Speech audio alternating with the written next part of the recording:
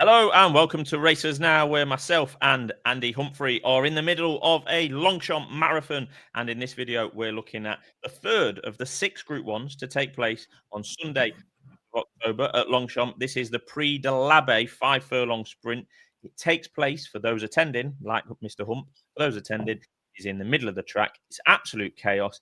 And to put further added into the mix is that Hump doesn't really like this race, and there's a load of British sprinters, and he'll probably be going to one of the food stands at Longchamp or be going to see his mates and getting himself in the parade ring for the Arc or something like that. But we're going to preview it nonetheless. Hump, there's 19 entered at this stage. It's usually a big field littered with English and Irish runners, as you'd expect. The away team, or a non-French horse, has won 9 of the last 10 renewals of this race.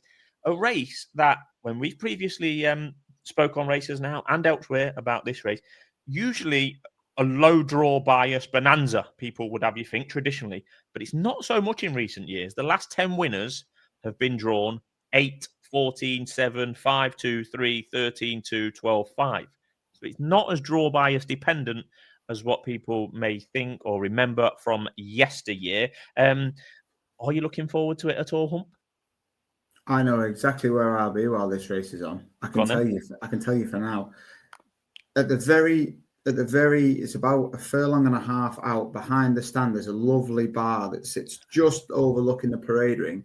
Yep. And I know that I'll either be first or second in the queue there, because the person in front of me might be the other person that doesn't like watching this race. So that's exactly where I'll be. If anybody wants me, I'll be there.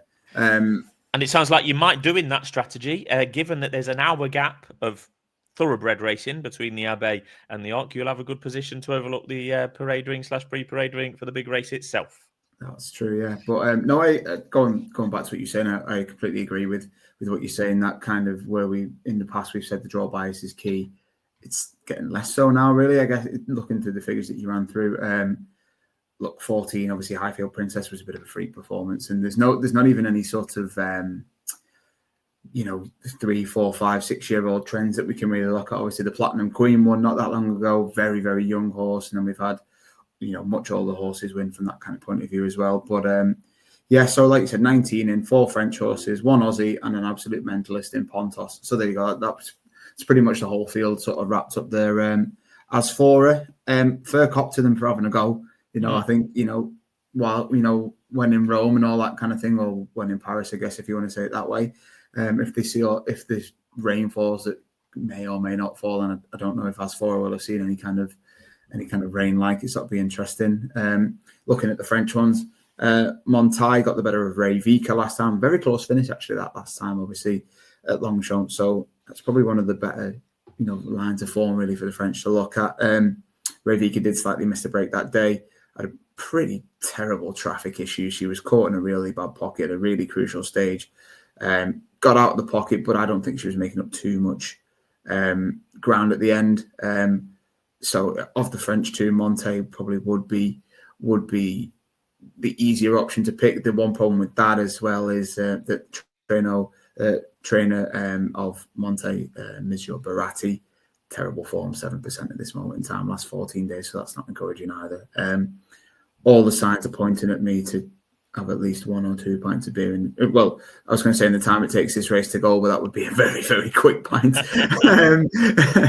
But no, I won't be having a bet in the race. I'll let somebody else have a go instead. Yeah. Oh, I'll definitely be having a bet, Hump, as I do every year, but I very rarely back the winner. Interesting, them two, the French representatives that you mentioned, Ray Vaca and Monte. They both ran at Royal Ascot in different races, as far as I can see. So Ray Vaca was 3rd in the Commonwealth Cup. Yep. Form probably questionable, as it is most years. And that Monte's got an interesting profile there. Ran a couple of times early May, June. Then ran at Ascot in the King's Stand, a respectable 8th, given that he went off 150 to 1. She went off 150 to 1, and then had a pretty lengthy break between the 17th of June and the 14th of September. And as you say, Montel beat Ray Vaca there. So, I thought that was reasonably interesting from a French perspective. Yeah, purely on ratings. And as I looked at this, they've got the 2nd and 3rd favourite for a start, as you can see along the bottom of the screen. They are better representative with horses that have at least got a good chance in this one compared to previous years when I look at this race. That was my thought on the French horses when you look at the market or the Racing Post ratings, whatever. Asphora is the top of the market. She looks to be coming towards the end of her career to me. I know that's obvious to say. She's a 7-year-old that's been away from her homeland of Australia for the best part of 5 months. But I don't think that she wants what could be soft ground in October. I just don't think this is an ideal race for her either. It's usually chaotic, usually soft, might be soft this weekend. You can definitely say that her form was going backwards in her most recent run in the Flying Five, but you can forgive particularly 5 furlong horses one bad result on paper. She was only beaten, 2 3/4 lengths, but she did win the Numthorpe. That was her day in the sun, really. Numthorpe, very flat, very quick ground, won. Hasn't done a whole lot other than that this year in comparison to last year, although clearly still a pretty good horse. There's a few I think you need to give a shout out to here. Like I say, it's absolutely littered with familiar names to British racing fans, Racers Now fans, whatever. JM Jungle and Rumstar, I think they both ran really well in the Numthorpe from high draws, which they simply could not win from, as it turned out from the day. We didn't know that was how it was going to plan out beforehand, but definitely in the race of the Numthorpe, low draws to the 4, please. Asphora in 5, Ain't Nobody in 3, Frost at Dawn in 6. So Rumstar, and as you watch the replay back, it is even more pronounced than it sounds when describing it. If you watch the likes of Rumstar, JM Jungle, Night Raider, although he was drawn lower on the day, but yeah, definitely Rumstar, JM Jungle, drawn wide, didn't have, or drawn high, should we say, didn't have much chance as it panned out. Megera ran in the Numthorpe, comes here. She's Quality ran in the Numthorpe, comes here. Washington Knight ran in the Numthorpe, comes here. You get the picture. But I mean, for someone like me, I'm a She's Quality loyalist, and I'm probably going to end up backing her on the day. It's not a visual bet yet. I'll be back later in the week to confirm, but I'm probably going to end up backing her. You could argue, and it is from a loyalist / pocket talk point of view, standpoint, I thought that She's Quality might have been the best horse in the Flying Five at the Curragh. She was pretty much the only horse to make up ground from off the pace in that race. Go and watch it back. She's Quality's got form figures this year of 2, 2, 2, 2. Rubbish. That rubbish came at York in the Numthorpe, and then 4th. So yeah, she's been knocking on all sorts of doors all season. Maybe someone like SD would say that she doesn't want to win with form figures with all those 2s in there. A couple of them have been at Haydock. But yeah, just go back and watch that Flying Five back. I thought she was the eye catcher in that race. She's been pretty consistent other than that one bomb out at York where they just went crazily fast actually in that York race. And, even she as a 5 furlong horse got, caught a bit for toe early on. But she's 14 to 1 here. We're going to see what the price is and the place terms. I think the place terms are key to a race like this. It's going to be chaotic. There's going to be in the teens runners. There's 19 in there at the minute. They could all run. But yeah, that was I was maybe edging a little bit towards She's Quality, but it's more out of loyalty than anything else really at this stage. Frost at Dawn, I put that one up in the Numthorpe. Again, ran well. Was she a winner from the draw in and around Asphora, or is she just a straight up good horse? She's got good form this year, Frost at Dawn. Again, her form figures are 2, 2, 1, 2, 4, 3. Not bad with the latter 2 races coming in Group 1s and Group 2s. So I'll have my eye on Frost at Dawn. I'll probably end up backing She's Quality out of loyalty. You've said that you think Montaille, if I'm saying that right, Hump, is going to be the best French contender in the Abbaye. Do you think? I'd say so. Yeah, I think of the 2 at the top of the market, that will be the one I would rather be with. You. And I liked how you described it earlier. With so many British and Irish horses, 4 Frenchies, and an absolute lunatic in that Pontos. Where's that Pontos actually trained in? Is it Czech Republic or something? I think it's Czech Republic. Yeah, it's Czech Republic by Miroslav Nislanik.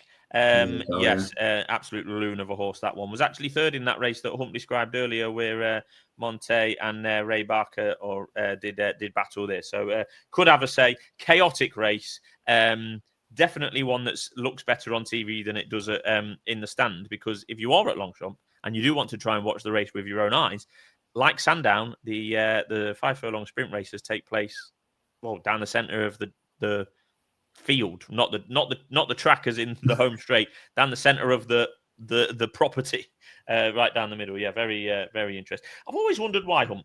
why can't they just have a 5 foot when they refigured they didn't refigure the course, sorry, when they redeveloped the facilities? You could have the Abbaye run the wrong way down the track at Longchamp. I mean, surely they can get it better view for the spectators, no? Not one for me to answer. Well, it'd be much easier for everybody if they ran it in the straight. Obviously, there'd be a lot more sort of room across the absolute, like, you know, the runway that is probably Longchamp straight. But no, I don't have an answer to that, unfortunately. I don't know why, but I mean, because it would benefit everyone. I know you're overwhelmed with quality on the day. Six Group 1s, all crackers. But from a spectator point of view, it's virtually a non-event. It almost, when I was there the first time, it almost took me by surprise. The actual rates, like the TV screens, they might have improved since the redevelopment. You can tell me, but the TV screens and the quantity of them and the quality of them isn't as good as in Britain. If you're going racing at a big track like Ascot, Cheltenham, whatever. It's just a very strange event for those racers now, followers that are lucky enough to attend. Anyway, we'll be moving on. We're looking at all 6 of the Group 1s here on Racers Now, joined by Andy Humphrey, and they'll be all in little separate video snippets as well, so you can hopefully catch them as you go. Let us know in the comments who you fancy for the L'Abbaye. Thanks for tuning in.